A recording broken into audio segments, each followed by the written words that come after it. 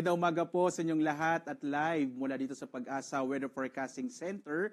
Narito na nga ang tayan ng ating panahon ngayong araw ng Linggo, July 20, 2025. At sa ating latest satellite images, makikita po natin na patuloy pa rin yung epekto ng southwest monsoon o habagat, partikular na nga dito sa malaking bahagi ng ating bansa. Habang yung bagyong si Krising ay lumabas na po ito kahapon at huli nating namataan na sa labas na ito ng Philippine Area of Responsibility, 655 kilometers west ng Itbayat sa Batanes at patungo na nga ito sa may katimugang bahagi ng mainland China. So inaasahan nga po natin na maaari itong maglandfall today or tomorrow po itong particular na itong si severe tropical storm Wipa. Ito po yung international name ni Bagyong Krising. At samantala naman, hanging habagat ang magdadala pa rin ng maulang panahon sa malaking bahagi ng ating bansa, lalong-lalo na po yung kanlurang bahagi ng Luzon, particular na nga itong Central Luzon, Ilocos Region, maging itong bahagi po ng Southern Luzon kasama na yung Metro Manila at yung western section po ng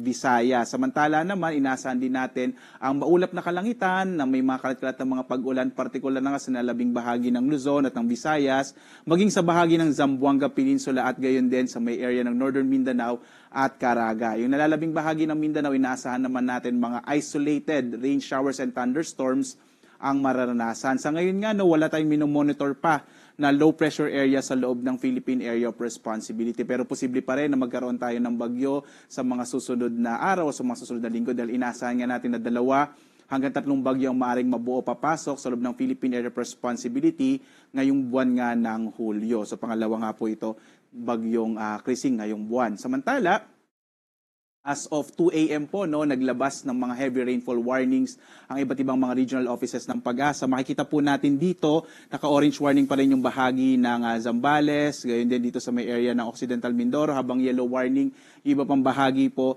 ng Central Luzon at gayon din yung Southern Luzon. Yung Metro Manila naman ay naka-orange warning po. So, ito pong heavy rainfall warning ay nilalabas ng ating mga regional offices ng Pag-asa at ito po ay in-update every 2 to 3 hours. So as we speak po ay in-update na ng ating mga regional offices itong heavy rainfall warning. So muli po, kung nais nyo pong malaman kung magtutuloy-tuloy ba yung mga pag-ulan sa sunod na 2 hanggang 3 oras, ito pong heavy rainfall warning na maaaring makita sa panahon.gov.ph ay maaari pong maging basehan kung ano po yung nasa ating magiging lagay ng panahon sa susunod na 2 hanggang 3 oras. So kapag meron po tayong yellow, orange at lalo na po pag meron red heavy rainfall warning ay posible po yung mga pagbaha o malawakang pagbaha, lalong-lalo na nga sa mga mabababang lugar. At muli nga po, yung mga iba't ibang mga regional offices ng Pag-asa, so meron po tayong 5 regional offices, yung NCR, Visayas, Mindanao, Southern Luzon at Northern Luzon. So ito po ang mga iba't ibang offices na naglalabas po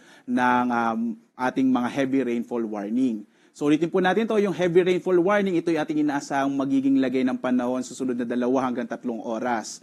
Samantala, kung nais ating malaman kung ano yung magiging taaya ng panahon o magkakaroon ba ng malalakas na mga pag-ulan hanggang sa susunod na 3 araw, maaari po natin gamitin itong weather advisory na inilabas naman po natin as of 5 a.m.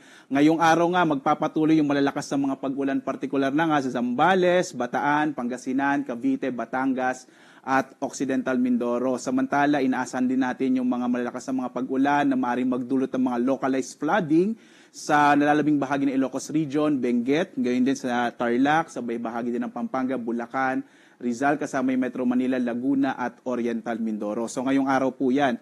Bukas naman, mababawasan na yung mga malalakas na mga pag-ulan. Wala na po itong Ilocos Region, pero posible pa rin yung mga malalakas na mga pag-ulan sa bahagi ng Pangasinan. Lalong-lalo na po, asahan pa rin natin yung mga malalakas na mga pag-ulan sa bahagi ng Zambales, Bataan at gayon din sa Occidental Mindoro, habang yung mga nalalabing bahagi ng Central Luzon, sa area ng Tarlac, Pampanga, Bulacan, Metro Manila, Cavite at Batangas ay makararanas naman ng up to 50 to 100 na mga millimeter of rain. Ibig sabihin po nito, posible yung mga landslides and mga flash floods, particular na sa mga bahaging ito ng ating bansa. Pagdating naman po ng araw ng Martes, mababawasan na yung mga lugar na may malalakas na mga pag-ulan, pero asahan pa rin ng mga kababayan natin sa Pangasinan, gayon din sa may bahagi ng Zambales, Bataan, Metro Manila, Cavite, Batangas at Occidental Mindoro, na potential pa rin po, posible pa rin magkaroon ng mga localized flooding at malalakas na mga pag-ulan pagdating ng araw ng Martes sa July 22. So tingnan po natin, yung heavy rainfall warning, ito yung inaasahan nating malalakas na mga pag-ulan in the next 2 to 3